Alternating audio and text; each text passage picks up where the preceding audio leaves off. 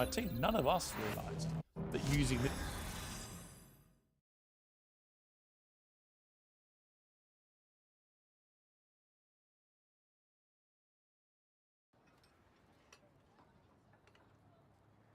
When you look at Japan from the outside, maybe it looks something like this. A perfect, advanced country where people study hard, get a good job and work properly. Everyone has an ikigai, a purpose in life. And they work smoothly from morning till night. Trains are almost never late, the streets are clean, and crime feels low. Salarymen with samurai spirit quietly sacrifice their lives for the company and keep the Japanese economy running.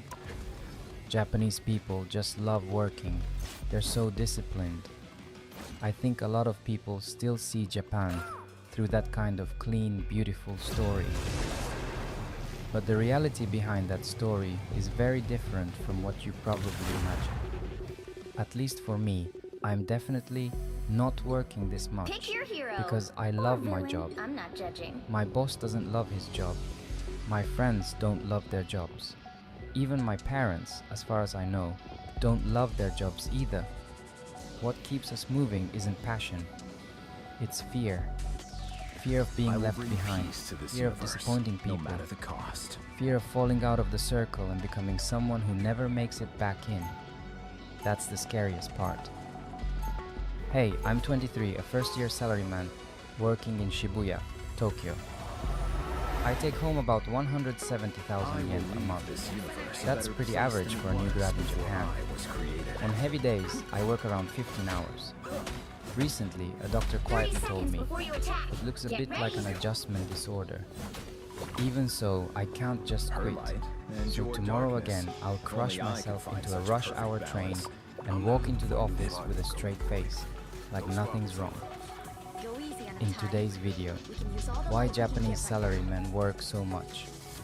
Why do Japanese salarymen work at such an insanely unhealthy Battle level? starts in 5, I've boiled it 4, down to 7 main 3, reasons, 2, and I'll talk through them from my point of view. all you need to do is capture the 23 mission years area. old, working Got in it? Shibuya, first year out of university, some experience living abroad, trying to survive on a 170,000 yen paycheck.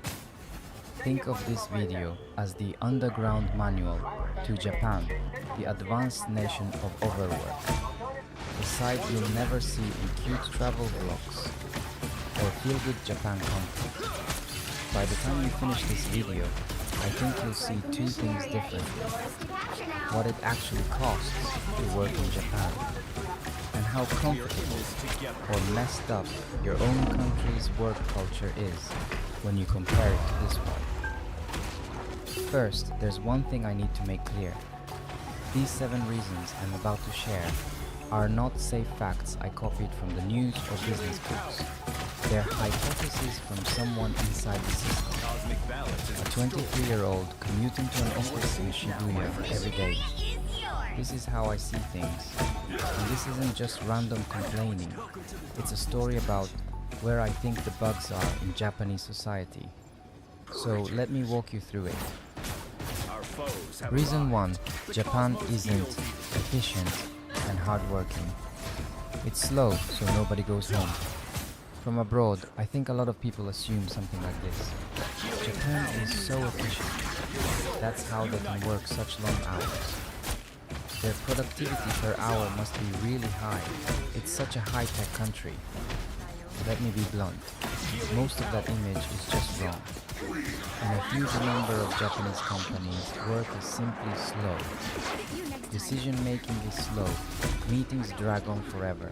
There's way too much pointless documentation. And more than anything, there are too many people whose main skill is avoiding responsibility. So what happens? A decision that should take 30 minutes turns into a 2-hour meeting and still gets taken back for further discussion.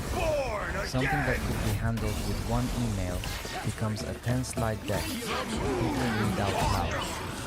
Things frontline staff should be able to decide on the spot get sent up and down the ladder for stamps and approvals, and everything gets stamped. In other words, Japanese salarymen don't work long hours because we're so efficient we can handle it. We work long hours because we're so inefficient that we can only cover it by throwing time at the problem. Japan is regularly near the bottom group in labor productivity among OECD countries. That's not just a meme. That's the data. Control loss. Here's how I see it. At the root of Japanese work There's still so culture, much to there's do. this habit. We value the person who stays late at the office more than the person who finishes fast and goes home. So the person who wraps up quickly and leaves on time looks like they're not working hard enough.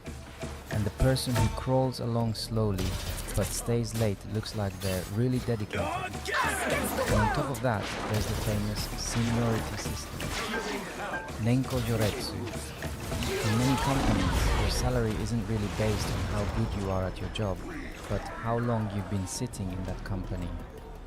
The extreme version of this is what we call Mado Giwazoku, the window Your team's tribe. capture progress has These are passed the people halfway who sit point. by the office window all day, basically doing almost nothing, but somehow still getting paid really well.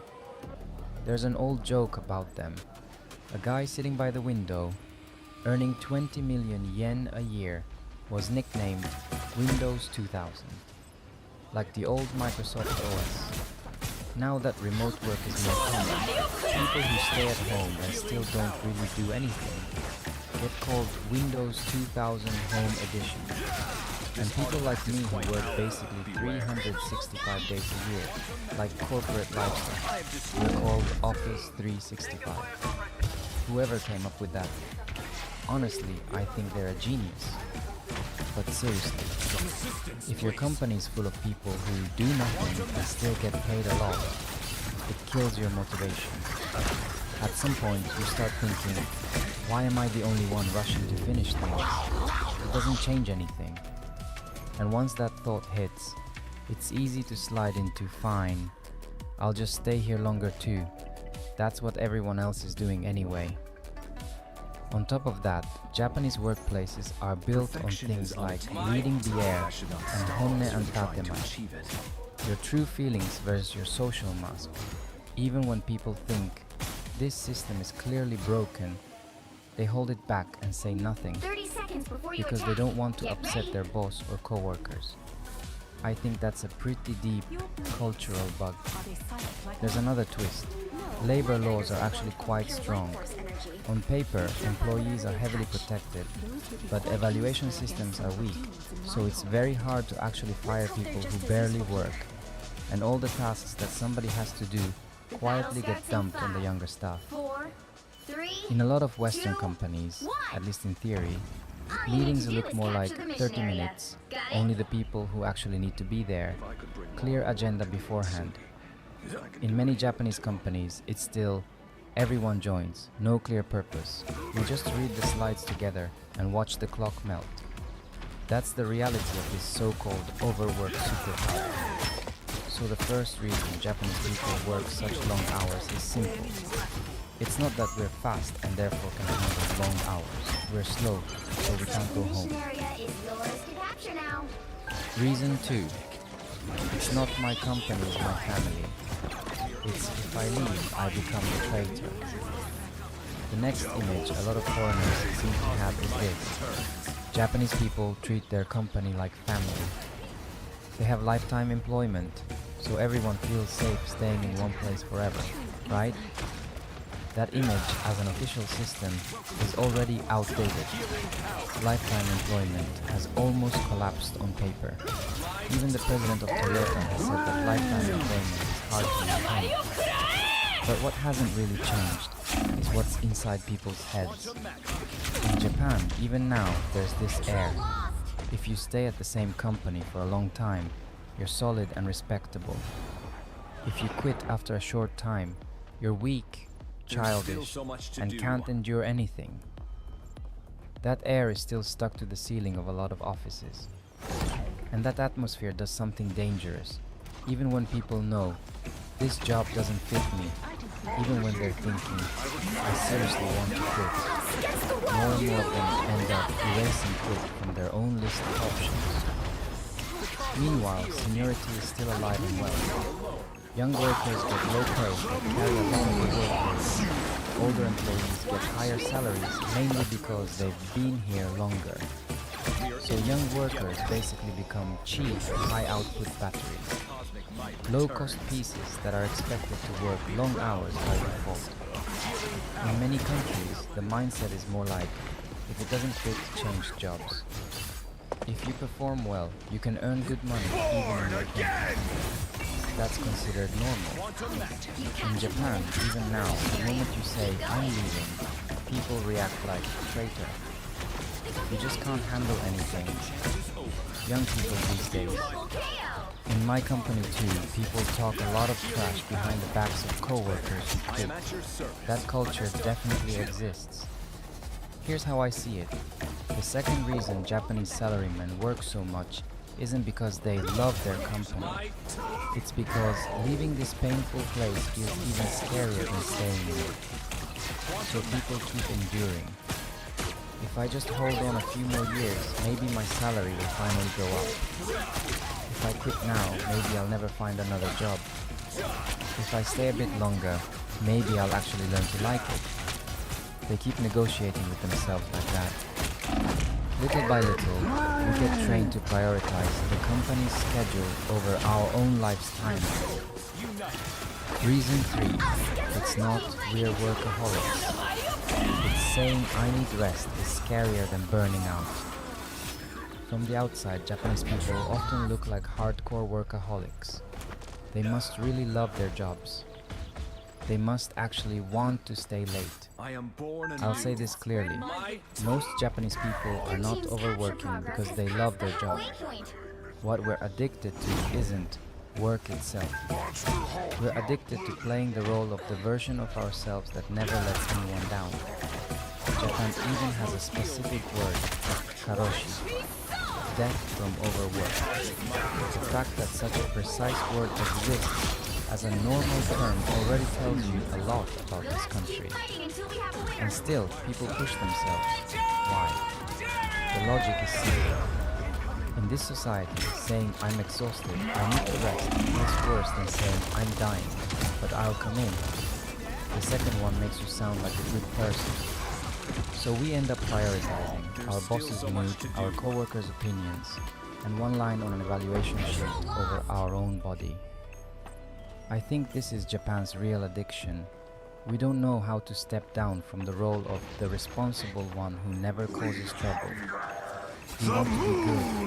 We don't want to disappoint anyone. We don't want to be a burden. Stack that mindset over years and long working hours become normal.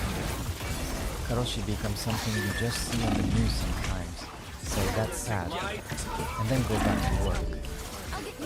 In many countries, laws that limit working hours actually work in real life. Japan has laws too, but in this country, the atmosphere in the room is stronger than the law. So reason number 3 is this. Japanese people don't work this much just because of love for work or extra money. They work this much because in this culture, it feels safer to push yourself until you break than to simply say, I need to stop. Reason 4. It's not just polite culture. It's like working under invisible CCTV. A lot of foreigners describe Japanese people as polite, respectful, quiet. And that's true in many ways. But there's another side. In Japanese society, there's an invisible camera that's always on. Its name is other people's eyes. From a young age, we're taught, don't cause trouble. Read the air. Do what everyone else is doing. So inside the office, things like this happen. Your work is finished, but nobody's leaving, so you stay too. You're just taking paid leave you're legally entitled to, but you apologize over and over like you did something wrong. You don't want to go to the company drinking party, but you spend more time crafting a socially acceptable excuse than the party itself will actually take. This isn't about official orders from your boss. It's something stronger. Orders from the air in the room. Here's my theory. Every Japanese office has a boss more annoying than your actual boss. That boss's name is what will everyone think. As long as that invisible boss exists, it's extremely hard for Japanese people to choose their own way of working. You think, I'm pretty sure it's okay if I go home now. But then another thought pops up. Yeah, but what will everyone think? And your hand quietly moves away from the power button. Behind all that politeness, what exists isn't just beauty or harmony. There's constant pressure to erase yourself and match the room. So reason number 4 is this. Japanese people don't stay late just because someone explicitly tells them to. They stay late because they're trapped in a space where no one orders them directly, but everyone is always watching. Reason 5. It's not we're crazy about work. It's we never had time to build a self outside of it. Japanese salarymen are often seen as workaholics, married to the company. People assume they're just job obsessed. My view is a bit different. I think a lot of people simply can't clearly describe who they are outside of their job. In other words, they never had the chance to build an identity that lives inside them. Japanese school and society set the goal like this. Get into a good school. Get into a good company. Reaching that point is treated like game I clear will for bring life. peace to this universe. While you're no running matter the along that cost. track, most people never really get time or space to seriously ask, what do I actually like? When do I feel most alive? What do I actually want to do with my life? By the time they notice, the company name and job title on their business I card was born to have change become humanity almost their for the entire better. The self-introduction. time has come. This is just my hypothesis, but if we analyzed Instagram bios around the world, I'm pretty sure Japanese people would have an insanely high rate of listing their university and company name. So when work You're becomes already doing that painful, before I the arrived. question, why don't you just quit? Perhaps a good Isn't fight simple, will improve your self-image. Because the follow-up question is, okay, and then who are you? I don't think Japanese salarymen are people battle who starts love in work 5, too much. 4, I think they're 3, often people 2, who grew up 1. without enough time or space to build an identity that can support them outside of work. When that happens, losing your job doesn't just mean losing income. It becomes the fear of losing your sense of self. That fear is stronger than overtime pay or vacation days. It's a deeper, heavier hook. So reason 5 isn't work is my passion. It's I was never really given the language or time to imagine who I'd be after letting go of my job. That to me is the core of it. Reason 6. It's not we're paid so well that we grind harder. Its wages are too low to slow down. Japan is still called an economic powerhouse. In GDP rankings, it's still up there. When people hear Tokyo, they imagine a city where money is flowing everywhere. So a lot of people assume, if you work in Tokyo, your salary must be pretty decent, right? Let me say this clearly. For young workers, the pay is brutally low. So low that just living a normal life is tough. Take home 170,000 yen. That's about average for someone my age in their first year. Now drop that into real life in Tokyo. Take home pay, minus rent, minus utilities, minus food, minus student loans, minus social expenses, minus money for parents, minus basic daily stuff, equals basically zero. Sure, on paper there might be something you could technically call savings, but it's not the kind of money that can change your life. In my case, my monthly savings are around 3,000 yen. I already have friends who are in debt. At that point, the statement, you shouldn't overwork, almost loses all meaning. Because for us, working less can simply mean not being able to survive. So a lot of young workers think like this. Without overtime pay, I can't pay rent. If I don't do some side job, I'll never save anything for the future. So don't overwork. It starts to sound like advice only people with solid safety nets can afford to save. A kind of luxury line for people who are already safe. My view is this. For many young workers in Japan, the real choice isn't healthy balance versus ambition. It's overwork or not being able to live at all. So reason 6 is simple.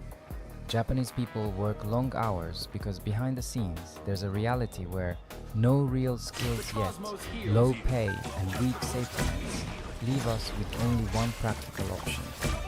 Just keep selling our time. I am ready to put Reason on a 7. show. It's not global warriors. It's fear of falling out of a tiny domestic game. Finally, reason 7. From abroad, Japanese companies look like samurai corporations fighting on the global stage. Toyota, Sony, Nintendo, those are the brands that probably come to mind. But everyday life for most salarymen is not a global battlefield. The enemies we actually face every day are the office air, internal politics, our boss's moods, the invisible lines of seniority and hierarchy. In other words, it's a super local, super inward-facing little game. Here's how I see it. Most Japanese salarymen aren't playing an open-world global market. They're stuck inside a tiny arena called the Japanese corporate system. And the scariest thing isn't losing to global competitors. It's being kicked out of that small arena. Maybe I don't have skills the job market actually wants. I don't speak English, I can't go abroad. Outside Japan, maybe my value is 0. A lot of people keep those thoughts spinning in their head every day. So people cling to the game they already know. They work harder and harder just to not fall out of that narrow ring. They try not to get on their boss's bad side. They try not to fall behind their peers. They protect one tiny number on an evaluation sheet. They squeeze a little bit more out of a small paycheck. So reason 7 is this. Japanese people don't work this much because of some noble samurai spirit fighting the world. They work this much because the fear of falling out of a small domestic game keeps them running in circles. If I put all 7 reasons together, this is the picture I see. We're living inside a slow system, carrying old values, feeling guilty for resting, surrounded by invisible surveillance, with no solid identity outside work, bound by low wages, afraid of falling out of a narrow domestic arena. So we end up tied to the same chair, day after day. If you're watching this from outside Japan, I have one request. Please, just once, throw away the idea that Japanese people just love working. My view is a lot simpler. It's not that Japanese people love working. It's that we were almost never given the freedom to choose a life where we don't have to. After this, I want to talk a bit more about work, about money, and about how I personally want to live inside the system. I've talked about the 7 reasons I think Japanese people overwork. So as a 23-year-old salaryman, stuck inside all of this, how do I want to live from here? Honestly, I don't have a perfect answer, not even close. I don't have the courage yet to just leave Japan. I don't have the money or the skills, and it's not like I fully believe in Japan's future either. But even so, there's one decision I've made. I refuse to choose a life where I change nothing and slowly fall apart. I don't want to be some anime hero like Luffy in One Piece. I'm not trying to save the world. My goal is much smaller and more selfish. Protect my body and mind, just enough to stay alive, while slowly increasing the number of choices I have in life. That's really it. So for now, instead of trying to find some perfect right answer, I just want to choose 4 directions that really matter to me and start moving toward them. From here, I'll walk you through those 4 one by one. Number 1. stop giving 100% of myself to the company. Japanese society loves to say, run until your tank is empty. But I think at some point I have to draw a line. I don't want to cut my sleep down to zero. I don't want to ignore it when my heart is pounding like it's going to explode. On days when I seriously think, I really should rest today, I want to choose my own life over my guilt. I know I won't do it perfectly. I'll slip, I'll cave, I'll go to work when I shouldn't. But at the very least, I want to keep one small rule. I will not hand over 100% of myself to the company. Number 2. Slowly build the power to choose a life outside this system. Right now, I don't have much money.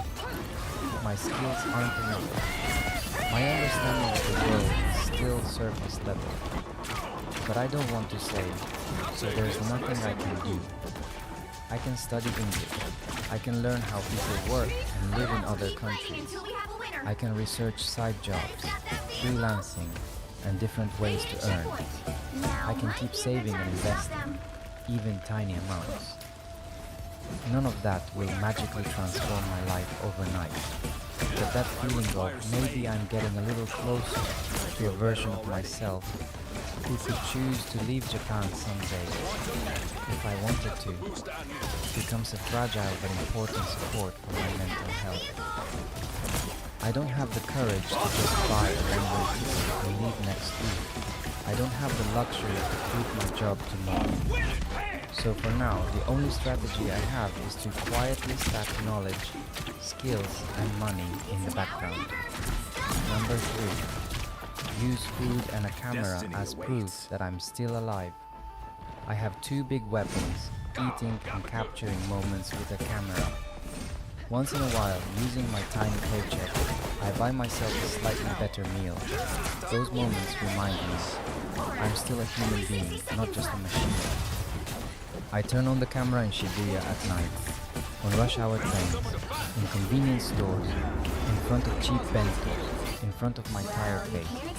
I film it, and I put words on top of it. For me, those videos aren't just content for the algorithm. They're evidence that even inside this work culture, my ability to feel, think, and speak in my own words hasn't been completely erased. That's why I want to keep this channel going. Yes, it's to show the reality of Japan to people outside, but more than that, it's so I don't abandon myself. This little story is my way of not giving up on me. Number 4. Let the parts of the world I can't see appear in the comments. Finally, I have a favor to ask. I'm just one person, 23 years old, living in a small apartment in Tokyo, commuting to Shibuya, trying to survive on 170,000 yen. My view is extremely limited. So I want the comment section of this video to become a place where the world's different work realities and experiences show up.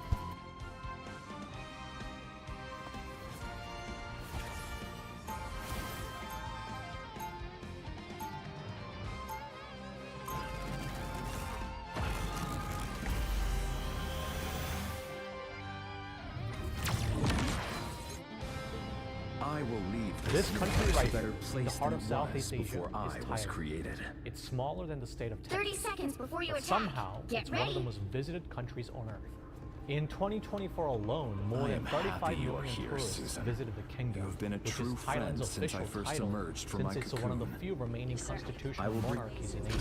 Together, they brought in over They meant 50 to use me billion as a US pawn dollars in their in own revenue. wicked Bangkok schemes. alone often But I tops had a global much rankings higher as one of the calling. most visited cities, beating out The battle heavyweights starts like in 5, London, Paris, 4, and Dubai in 3, pre-pandemic years. 2, But what if I told you that Thailand's real tourism appeal is actually far more than the 50 billion dollars? Our research suggests that there's massive money flows that show up.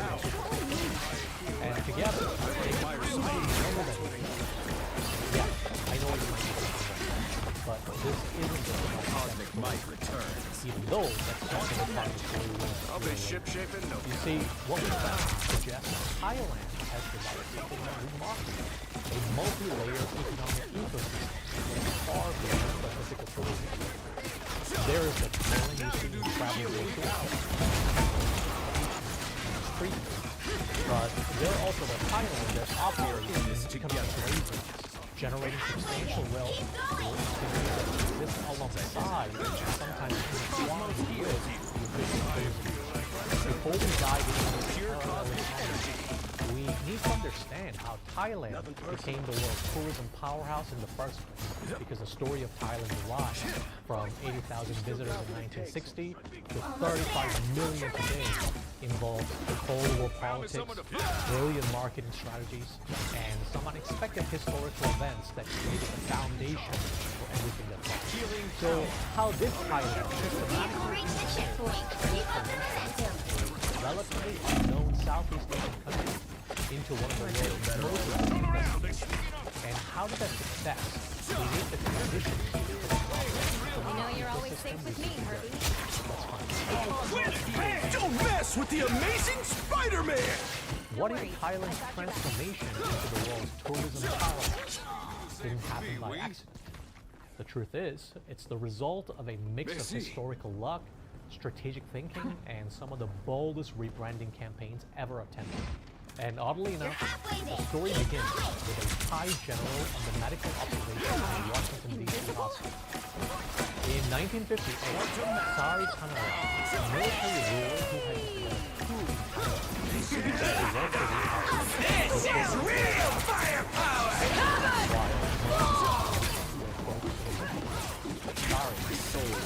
We just gotta get to the tourism economic development. Historians note that his exposure to U.S. tourism promotion and modernization strategies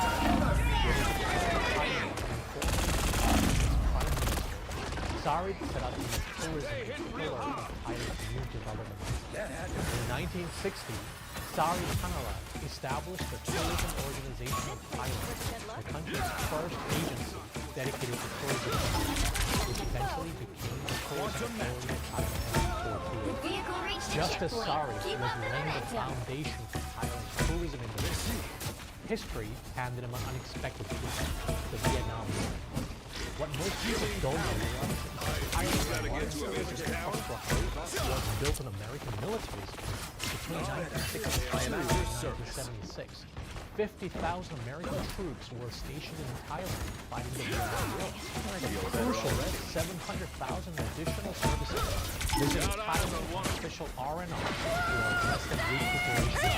Basically taking into account combat experience. Soldiers could pick destinations like Hawaii, Australia, and or Singapore, and most chose Bangkok. Why? Well, it was close to Vietnam, affordable, and it offered good food, comfortable hotels, and plenty of entertainment. These weren't ordinary tourists. They were young men spending their time that day. We just gotta get to it. And the economic impact was enormous. R&R military personnel spent double what regular soldiers accounting for 11. Don't mess with the amazing Spider-Man! I have been renewed. In 1960, Thailand had about 8,000 foreign visitors. That number had tourism revenue grew more than 150%. You were safe But here's the curious part. While other countries saw American military bases as temporary wars on water, born again! economic opportunities, 7 major airports were constructed, creating infrastructure that would later become civilian airports.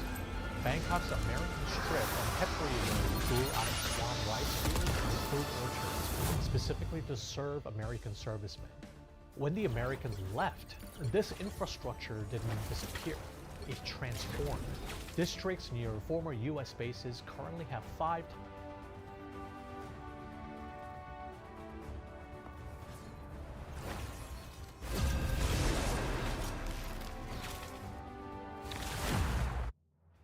Korea has millions of beautiful women who can't find boyfriends. No, this isn't clickbait. Half of Korean women in their 30s will be single. Not by choice, there simply aren't enough men. The gender ratio is so skewed that for every eligible man, 3 women are competing. These women aren't desperate either. They're well-educated, successful, and look like they walked off a K-drama set. We're talking doctors, engineers, CEOs, women who have their lives together but can't find a decent man. Korean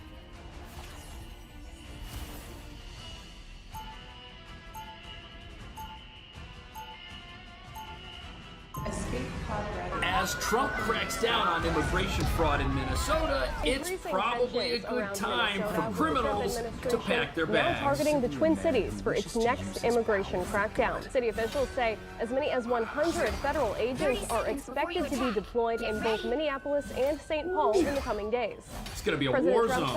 says this new ICE effort will focus on Somalis that are here illegally with final deportation orders. Okay, They so they're contribute nothing. people The who shouldn't be welfare is here. like 88%. Join you in your crusade. They contribute nothing. I don't want them in our country, I'll be honest with you. Okay? Somebody say, oh, that's not politically He's talking correct. I about don't care. The people AP in the reports that country enforcement breaking the law. operation will focus on Somali immigrants living unlawfully here. The expectation is that starts this week. Today, those Twin Cities leaders offered a show of support for the Somali community, and the mayor of Minneapolis says he believes ICE will break the law and sweep up American citizens. Why would he believe that? Targeting Somali people means that due process will be violated. Mistakes will be made. They're not And targeting let's be clear, Somali it means people. that They're targeting illegal American immigrants. citizens will be detained for no other reason than the fact that they look like they are Somali. No, ICE doesn't Mayor deport Jacob Frey people says an who are overwhelming U.S. majority citizens. of Somali people in Minnesota have a legal right to be here. So then what's the Minnesota is problem? home to about 80,000 Somali people, more than any other state in the nation. And CARE estimates about 95% of them are U.S. citizens. Great, so St. there's Paul's no Mayor Malcolm problem. Carter calls the president's recent rhetoric racist.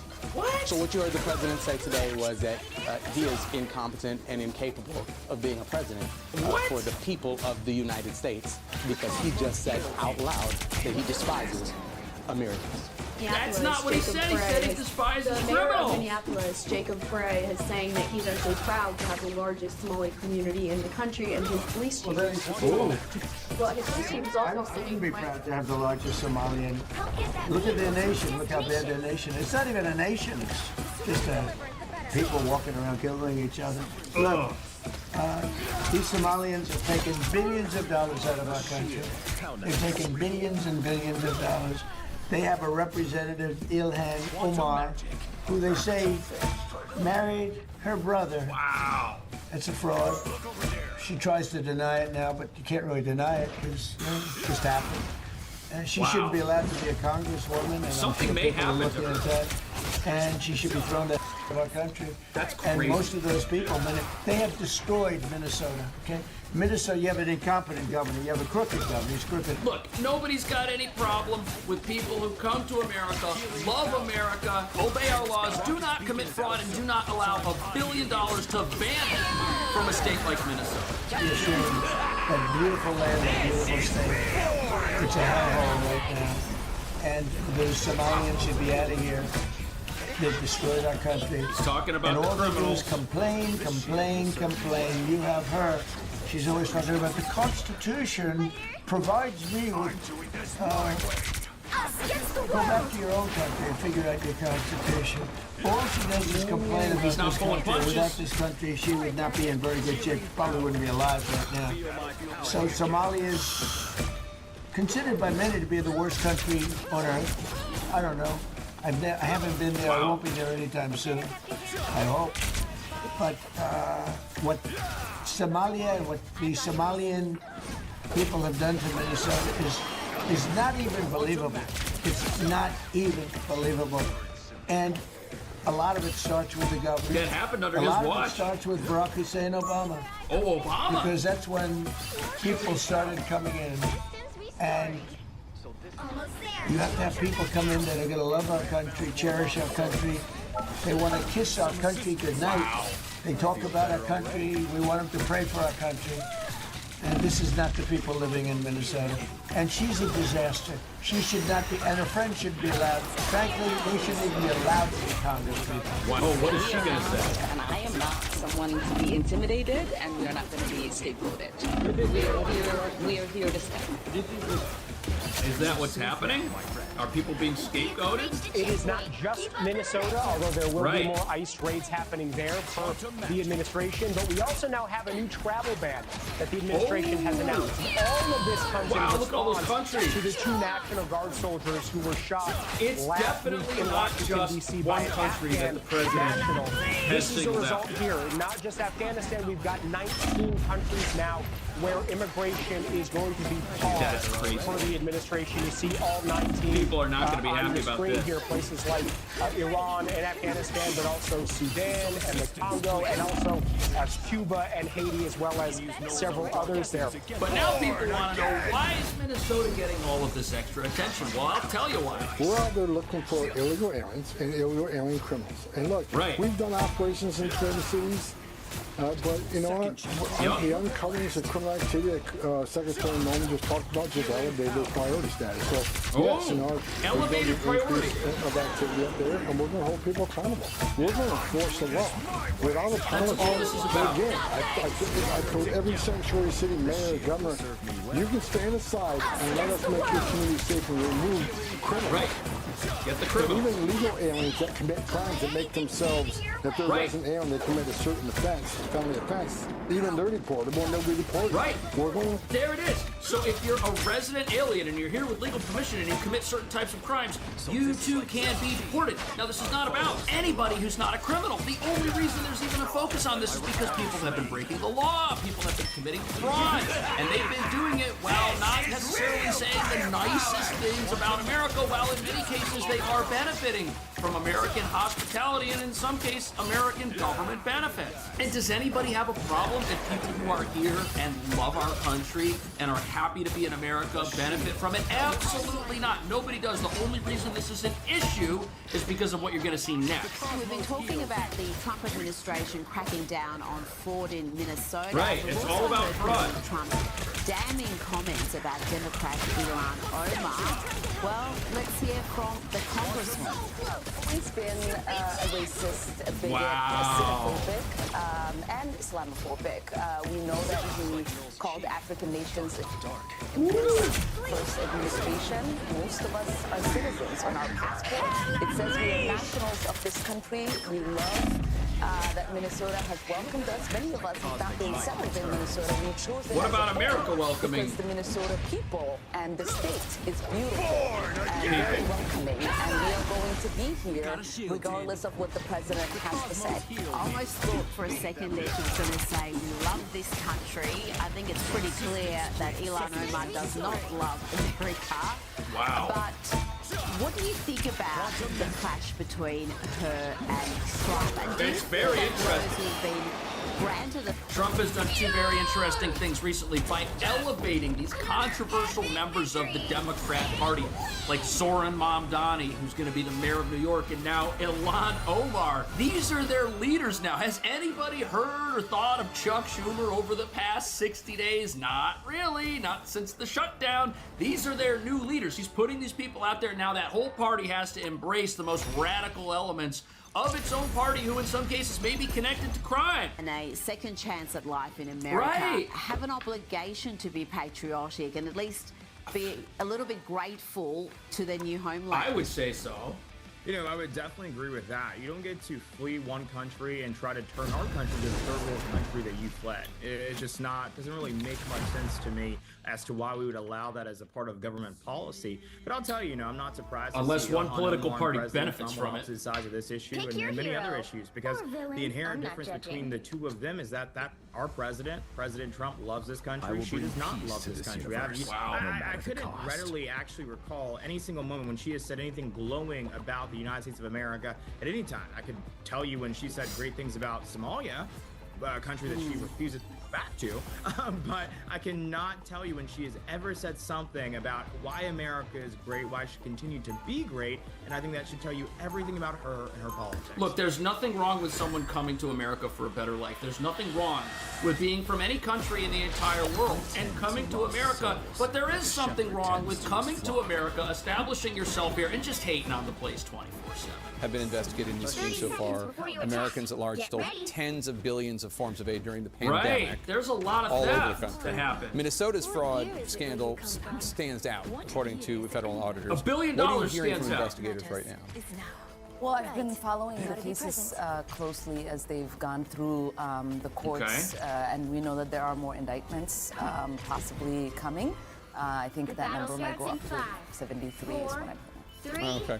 Can you shed any light on why the fraud got so out of this would be control in interesting. Minnesota? I think what happened is that, you know, when you have these kind of new programs that are designed to help people, you're oftentimes relying on third parties to be able to facilitate.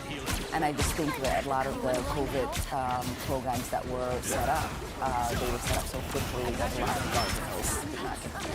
Or were there guardrails in place like, hey, it's illegal to lie, it's illegal to cheat, it's illegal to steal, and was there evidence of this? We're being told that there is, and did people deliberately look the other way? Is that what happened? That's the accusation that the governor of Minnesota is facing. This is not that we set programs up quickly to help people and, oh, it didn't work out perfectly. Nope. Obviously, whatever the effort, the actions of a few dozen should not impugn an entire community of thousands. And they don't.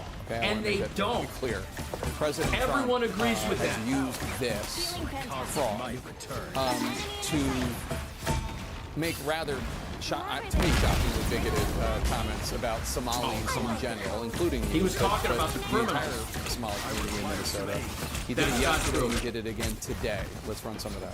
These Somalians have taken billions of dollars out of our country. He's talking about the fraudsters.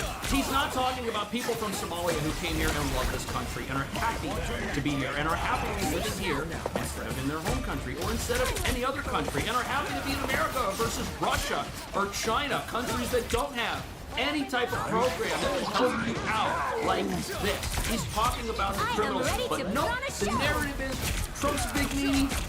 Trump hates people because of where they're from. ICE is a bad thing because it goes after folks based on things that aren't even real. They're not out there enforcing immigration laws. This is not about public safety. We've heard this a million times. Now we're hearing that they're even after U.S. citizens. They're taking billions and billions of dollars.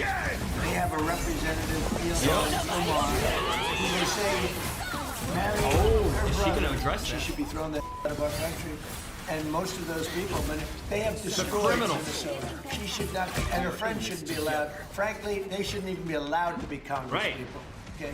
They shouldn't even be allowed to Right. be congresspeople. Because they don't represent the interests of our And country. that's all that the president's talking about. All he's talking about is people who commit crime and dislike America. They shouldn't be involved in running it. They can't possibly represent America or American values if they're here taking advantage of America and possibly breaking the law in some way. That's the case that he's making. It's pretty shocking to hear, although I don't know how shocking at this point anymore. But Is she going to skip over this, or is she going to absolutely in general, you in particular have been the target of his attacks for a long time. What's your response? Yeah, I mean, I'm not shocked because we know that the president oftentimes resorts to very bigoted, xenophobic, Oh, my xenophobic, goodness. racist rhetoric when he is That's not what he's trying doing. to scapegoat and deflect from the actual failures that he has himself. We know that this administration has not fulfilled majority of the promises that they've made, whether it is bringing costs down, whether it is the tariffs that are decimating businesses in the United States, whether it is the possible war crimes. Really, costs haven't come down. Look at this. January 20th, gas was $3.29 a gallon. And look at this. Look where we are now. Gas has come way down. Look at this. The cost of a Thanksgiving dinner has gone down. So Thanksgiving is also cheaper this year. And the tariffs, we were told tariffs would be passed on to American consumers in the form of higher prices. Instead, it's already becoming clear that at least some of the costs are being paid by foreign conglomerates and foreign, can't talk today, and foreign governments. So none of what she's saying is true. What is the practical impact when a president of the United States demonizes an entire group of people based on and it ethnicity? never And again, happens. what is the practical effect on the Somali community when the president says things like He's fear of what? If you're here legally, not a criminal, no worries. That a lot of the people who follow the president have exhibited violence in many cases, especially in my case, whenever he has said something about me. That So is she's experienced violence. And the threat When did that happen? I've gotten death threats. There's so many people that have been incarcerated over the years that have been influenced by the president's words. And so there is fear. Who are those people? Where is the evidence of any of this? And who are these incarcerated individuals that she says are now putting her in fear for her life? Ahead of the immigration crackdown in Minnesota, CNN asked the Department of Homeland Security spokesperson Tricia McLaughlin about the remarks from the president. Here's what she had to say. This is not about politics. This is about public safety. We saw what just happened last week with this attack against us here in our nation's capital, where one of our great heroes, Sarah Beckstrom, was killed. That's what the precipice of this was. What's your response to that? Well, it's certainly not. Right. This is about public safety. This is about getting criminals who are stealing and committing fraud and holding them accountable. That's something that everybody who is a law and order resident of this country should be pleased with. And you know what? There are a lot of people, regardless of background, that don't want to see criminals in their neighborhood, that don't want people out there stealing. Coming to the United States of America is a privilege. It is not a right. And if you don't use that privilege, and if you don't align with the values of the United States, and you don't respect our country, our culture, our laws, and our people, you are not welcome here under the leadership of President Donald J. Trump. Sure. But there are plenty of people who come from less desirable areas of this world who go on to very successful productive lives. In the United States. So and those are not the people that are being demonized. From all of these various just the criminals. Is there a way to let the best and the brightest in? Who can obviously... It's called vetting. It's called do a background check. It's called figure out who somebody is. Meanwhile, the fraud here I've been speaking with these whistleblowers since mid-January of this year. In Minnesota, we have a brand new committee to the chagrin of most of the Democrats. It is the Fraud Prevention and State Agency Oversight Committee, and we got to work right away. I was assigned on January 4th, and by the 16th of January, I was already speaking to the whistleblowers. I've had multiple meetings with them, and if you read their X page, which I'm sure you have, as 37 million people already have, they have a lot to say. And what I can tell you is what Walz has been saying is that they aren't real, that they don't work for DHS, and if it was real, then the BCA, which is the Bureau of Criminal Apprehension, or the U.S. Attorney would be doing something about it, which I thought was an interesting shift away from that. The reality is they are real. They do work for DHS, and I have everyone met with here's them. deflecting and lying. All right, so the Somalis stole all this money from taxpayers. And then they spent it on luxuries. They sent some of it to Somalis. Some of it may have wound up in the hands of terrorists. And they took some of the money and gave it to Omar, gave it to the mayor, and gave it to Keith Ellison. All Democrats. Wow. And if that's true, it makes a lot of sense why certain people don't seem too interested in having a fraud investigation. It makes perfect sense why certain people might not be super enthusiastic about law and order coming to a place that has ignored law and order in a variety of ways, apparently. And that sounds about right, yes. It's been a challenge here in Minnesota because, yes, the race card is played all the time, and so that makes it very difficult. They're playing the race card but the to try and reality is shut if this you're a fraud thief, you're a thief, investigation and I down. don't care what your race, color, creed is. Yeah, no one cares. We just want the money back. Ian, thanks for taking the time today. I just want to put up on the screen here some facts and figures so folks at home can truly understand the depth of the fraud. Look at all this money. This was in the Minnesota Housing Stabilization this is Program. just The the predicted housing. cost was $2.6 million annually. You can see the actual costs there, eclipsed by at least 10 times, closing in. How do you steal this much money with no oversight? Like, you literally have to have state-sponsored corruption for this kind of money to be leaving a state, which is supposed to go for some sort of housing program.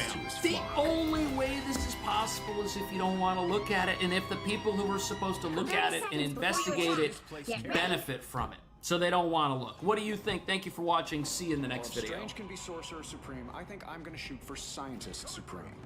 Okay, but I don't think that's a real thing, Tony. Hank Pym says it is. Oh, absolutely. And I recall earlier this year the Vice President, J.D. Vance, having an argument with Margaret Brennan, I think it was, from CBS about the vetting of these Afghan asylum seekers, and it was just almost taboo to suggest that they weren't all carefully vetted and an asset to the country. And obviously, when you're bringing in plane loads in a crisis with the Taliban taking over the country, of course there's going to be people who are not properly vetted, Douglas. And you know, that really points to one of the we have these days with our asylum and immigration policy, which I don't think in any country, maybe by now Denmark, but almost no country in the West has a suitable facility for checking people, for screening them, and let alone integrating them. I mean, just last week we spoke about the Somali community in thousands of people from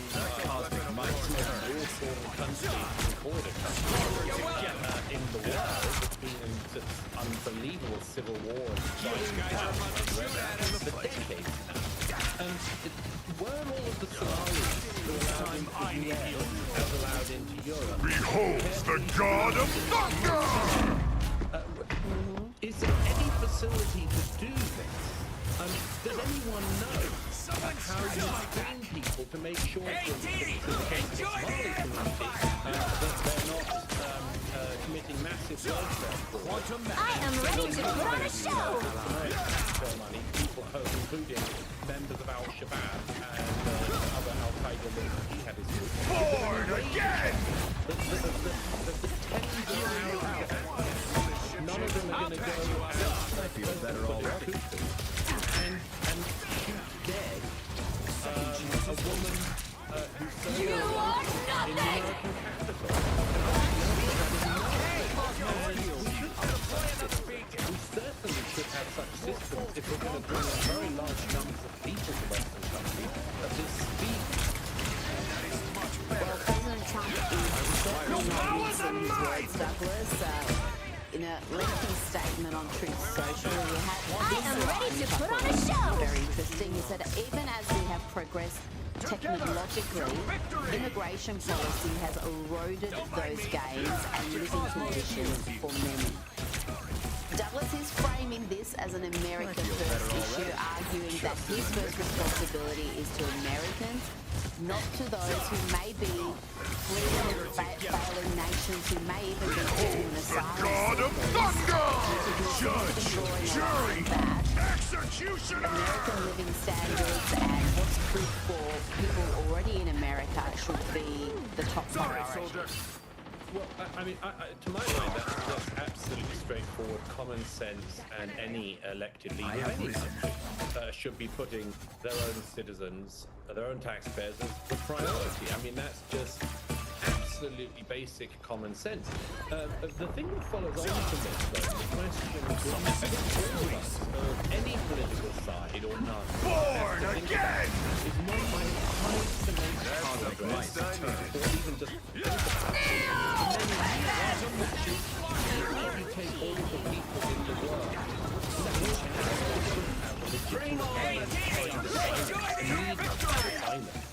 can the developed countries of the world take them in?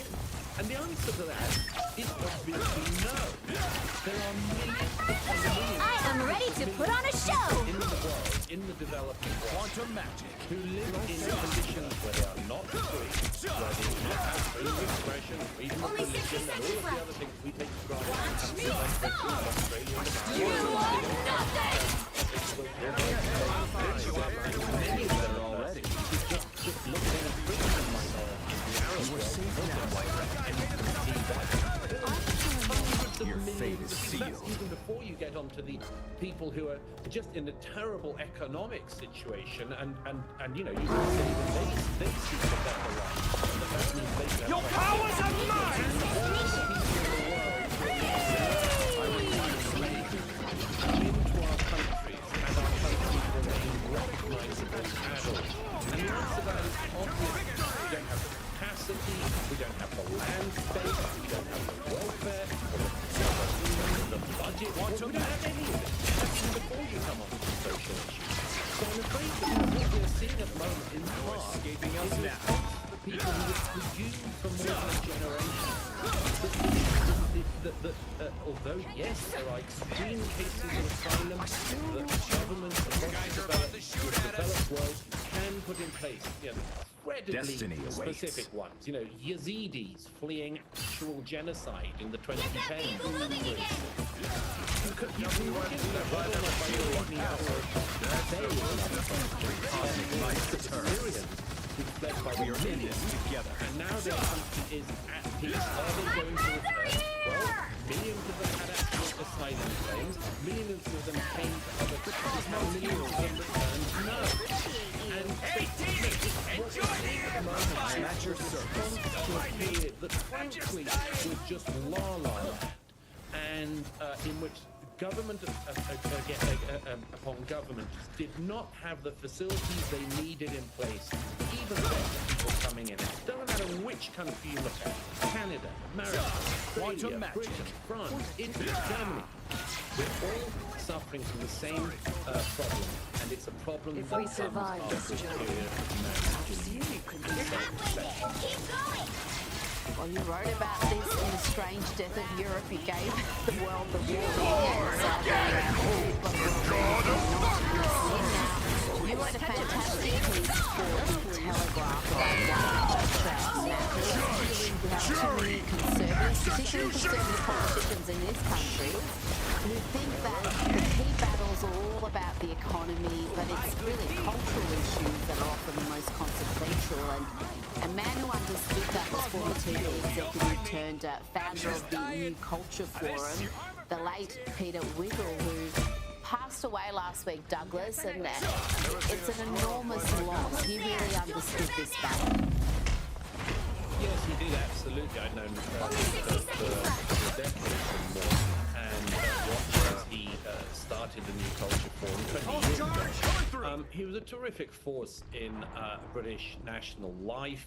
He entered politics. I'm opening a portal. And most importantly, he founded the New Culture Forum, and it was his insight a long time ago that other people have also been credited with, but I mean, he really practiced a shortcut it is the case that politics is a primary tool in culture. And, you know, a lot of the in all of our countries, whether it's a turmoil to do with mass immigration, whether it's all of the self-doubt that's been pushed on our nation, guilt that's been pushed on our nation, all the stuff has been a kind of cultural on our countries. And it has relatively little at times to do with economics. You can always get the left to talk about culture, and sometimes you can get the right to talk about economics. But Peter recognized that the right needs to talk about culture, and that includes not just what you're against, but what you're for. Not just what you don't want to see, but what you do want to see. Peter was intensely proud of British and especially English culture. He wasn't one of those people, he didn't think that we should all look down on what we'd inherited. He was proud of it. He was particularly proud of what the working classes in the UK had given through their hard work, labour, and much, much more that had created the culture we inherited in Britain. And he didn't want to give it up. He didn't want to see it handed away.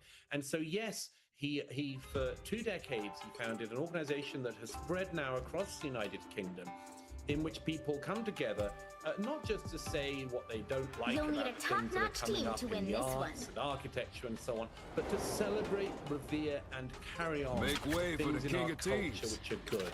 I wish that many more people did that, but I hope with the inspiration that Peter, among I will others, bring has given peace us, to this I hope that universe, more people no will matter pick the up cost. the baton going forward.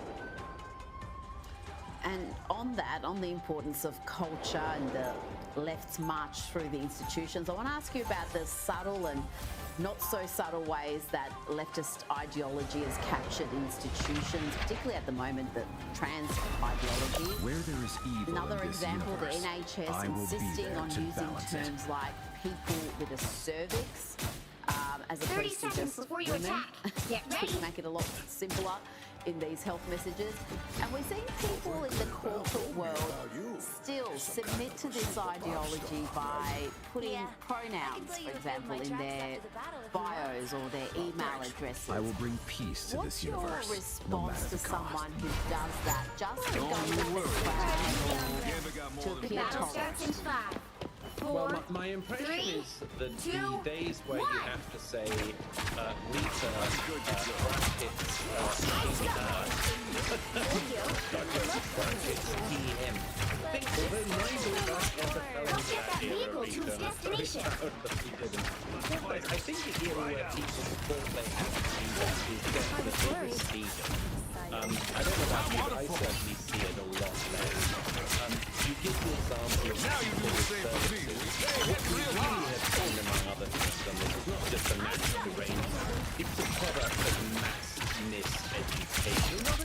Nobody who knows the most basic biology to think that just any old person can assert. Unfortunately, here and now, which I think you and I have mentioned before, one of the people who does think that a man can grow a cervix given the right medication is our now Deputy Prime Minister in the UK, David Lammy. Absolute genius. And when he was asked on a show some time ago, but you know, can somebody born a man, can they actually become a woman? And he said, well, I think they can. And yeah, I mean, if that's right, they can get a cervix. I think they can grow a cervix. Just the boost I need. Leaders. You can't expect. Now you do the same for me, Louise. No basic biology. If we're led by people Got eyes on who think that we're kind of pieces of Lego, and we can just stick bits and then take them off. And it's so deranging, so ridiculous. But as I say, I think that era might be receding. These are sounds I never heard before. Well, let's hope so. Sadly, it's still very prevalent in this country. We've kind of still haven't had the awakening to this, the excesses of the trans movement. We're still hanging out with rockets.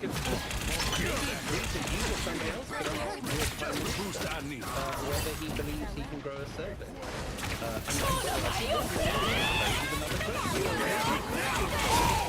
And if he thinks that's possible, agenda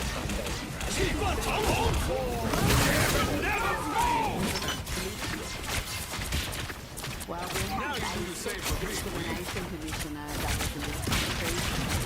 That she doesn't understand things like biological male. I think that's actually a direct quote. She understands things like biological. Her entire role as a sex discrimination commissioner, you would think, would be to protect the sex-based rights of women. But I can't work out what exactly a woman is a serious person that would take up the fight for sex discrimination.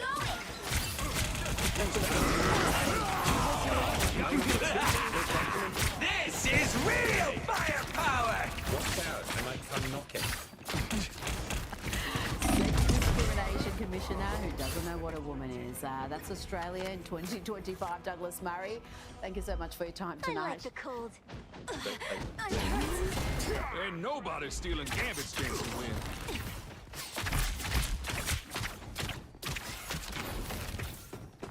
Douglas Murray, new to the BBC, the Trump scandal. It's not isolated, it's not a simple misjudgment, but there are plenty in the UK, including journalists and editors of The Wire, who Try another one.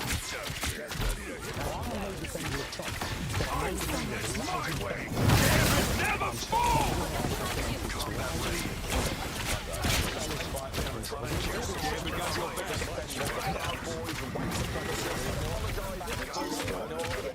Kevin, you were taking, right? You were taking a 12 to 15 second clip in a full program, that was broadcast a year ago. I'm not aware of anything Found me someone to fight. Almost there. Don't turn back now. Douglas, what's your response to that? Well, Squire in the UK is quite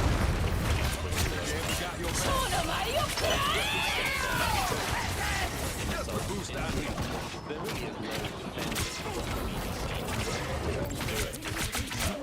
Mind the exploding plasma. by claiming other completely supremacists. I mean, that's just that's the people. But no, I mean, he and other activists like him will keep spreading their untruths. The center of the web is near. But We cannot stop now. Is that the BBC is being caught out. This time I need healing. I feel better already. Get that vehicle moving again. The most prominent one is this Our foes have arrived. President Trump's speech on January 6th to suggest that he said that the protest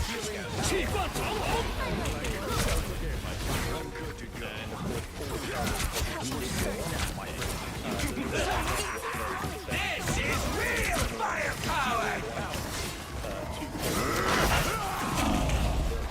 that gave the very clear impression that President Trump was indeed Get that vehicle moving again. but that's not the only thing. This is such a huge download error by the BBC that there are things that got lost in it. One of them is the BBC's better already about Israel during the Israel-Hamas war.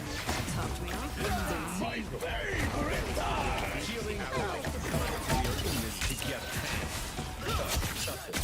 I have found more lost souls. Just welcomes all these terrorists and gives their anti-Israel Eyes on this location. view. And then this is a really great quantum match for the BBC. It's even more disgraceful that anyone would try to hide it.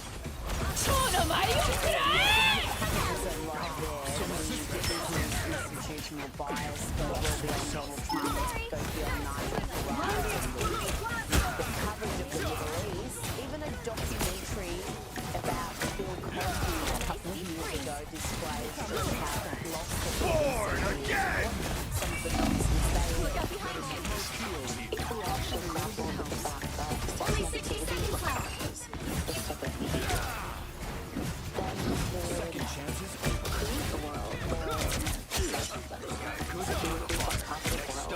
Someone was able to pay Vehicle reached the checkpoint. Keep on to the next. drugs so that I can get my kink out, my fetish on having sex with unconscious people. There's a consensual way to do that. Well, there you go, Benefus promoting an idyllically sex-positive world where men can just fulfill their fetishes by having sex with unconscious people. Why am I endearing Douglas?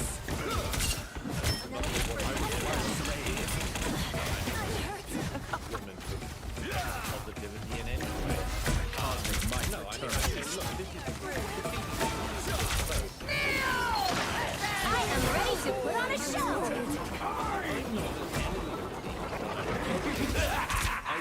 This is real firepower!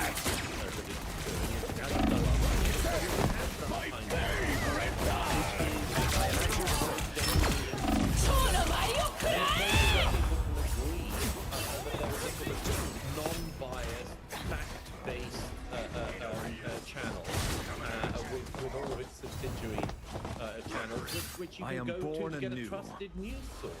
And you know, it's so characteristic of the BBC and certain other media in this age.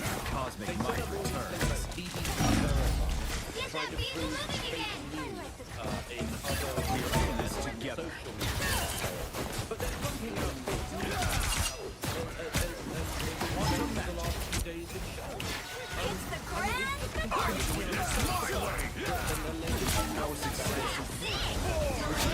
In your way! So many cases. And Only 60 seconds left. That needs more healing power.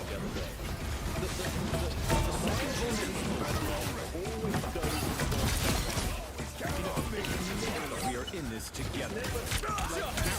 I need This is real firepower!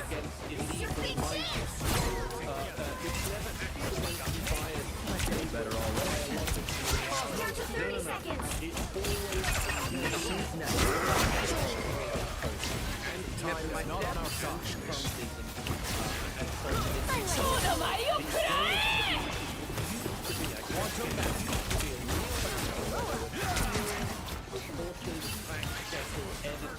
The final 10 seconds! You get away with it! You get away with it! You get away with it! They have the right to do that if they want to. You'll have to keep fighting until we have a winner. I am ready to put on a show!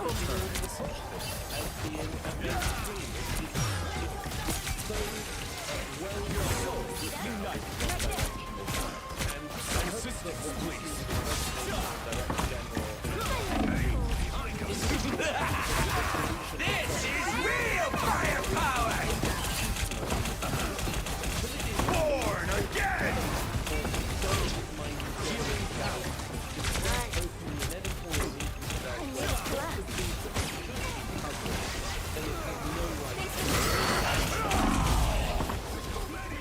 We've had a huge number of staff, huge number of journalists, producers. How many of them are conservative? How many of the ones who have programs, who are hosts, who are anchors on radio and television are conservative? It's very easy just to determine the bias there. And as you said, they're taxpayer funded, so they have a charter, they're obliged to be balanced. And when it comes to biological reality, as you mentioned, the trans issue, Douglas, they're not much better there either, are they? No, I mean, it's on all of these issues. You know, recently one of the newscasters got into some trouble because she had to read out a line about, what was it, birthing people, and something like that, and she sort of said, women, you know, and slightly rolled her eyes and got into trouble for that. You know, it all goes back to that thing you just mentioned, Rita. How many non-left-wing liberals are in the BBC? I don't actually know now if there are any. Some 20 years ago, I knew some. I used to get together with some of them socially out of hours.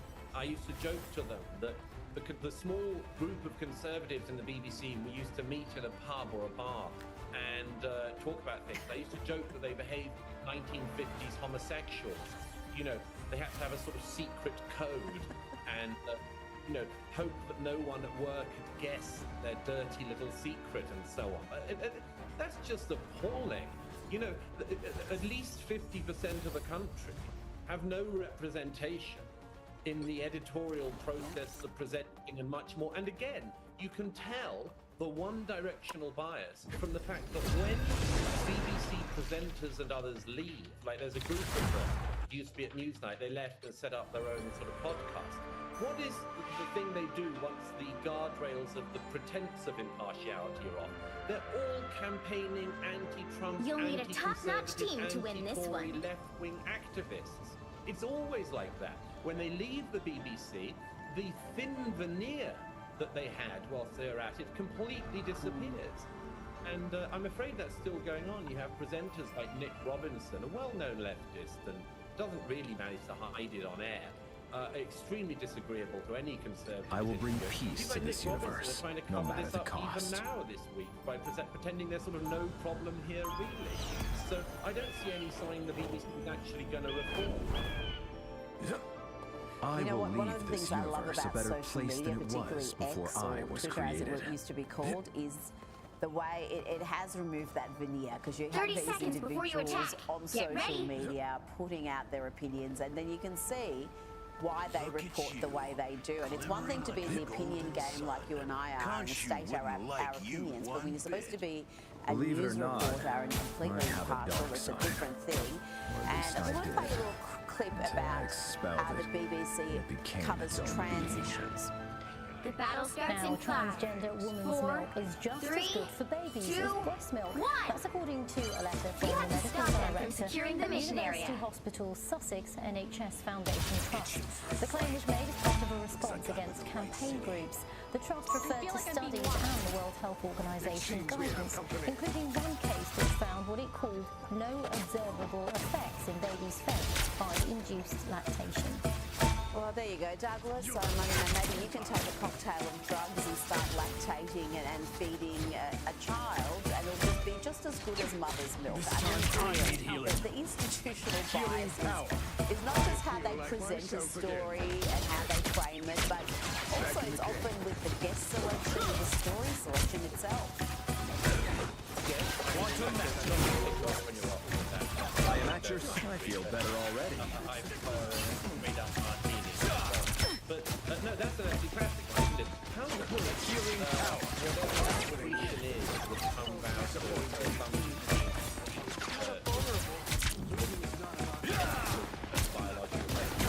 how could the whatever cocktail it is that comes out that will be pumped through Cosmos heals you. the person taking?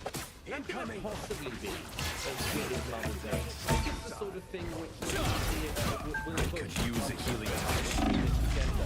And they don't have to. You know, they could have taken a completely reasonable view the whole way along. Which is much better. I feel better already. More because it seems to be, you know, that there's an awful lot to look into.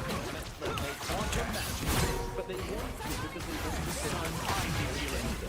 And as I say, it's all in one direction with people. It's never the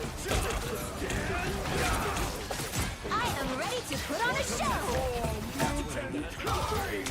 I'm an easy target. Still got an edge.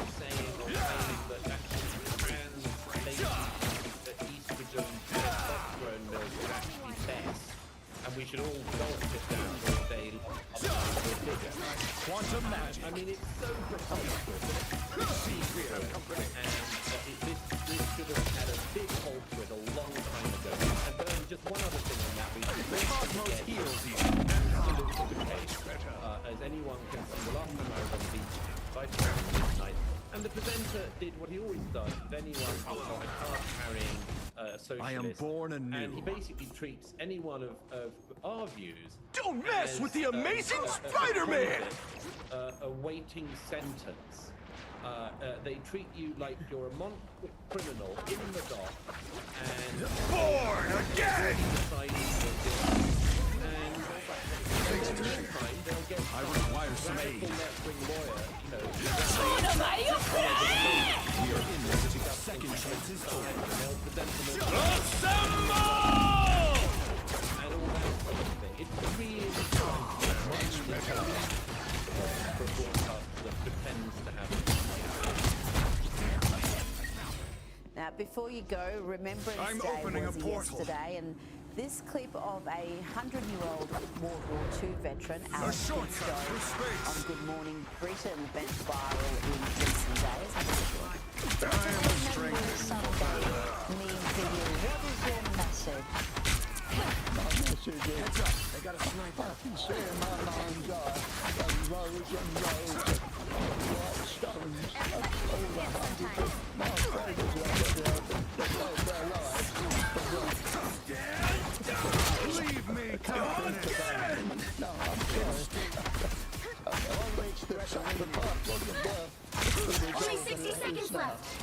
That's just so terribly sad, Douglas, that someone who sacrificed so much for Britain is so dismayed by what it has become. It's heartbreaking, Rita, seeing that. I don't know exactly, of course, This feels what empty, you're referring to, yet but somehow I think we can all dangerous. make some Another guess. stage where time strengthens We're talking also about a little bit about freedom in Britain. You mentioned freedom. That was interesting that he's noting what is happening in modern Britain. Absolutely. I mean, unfortunately, the people now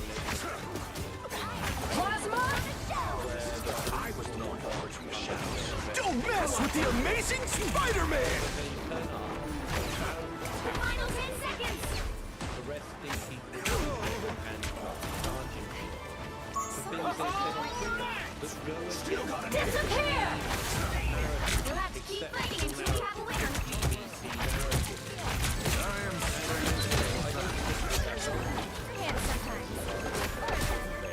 By the eye of Agamotto! My goodness, it's sad to see an arcane assist, so to speak, in recent years. Another epic victory! From the people who led Great Britain in the 1990s. From all parties, by the way. Consider an Ackley or a Churchill against what we have today. And yes, it's a very sad fall off. I'm deeply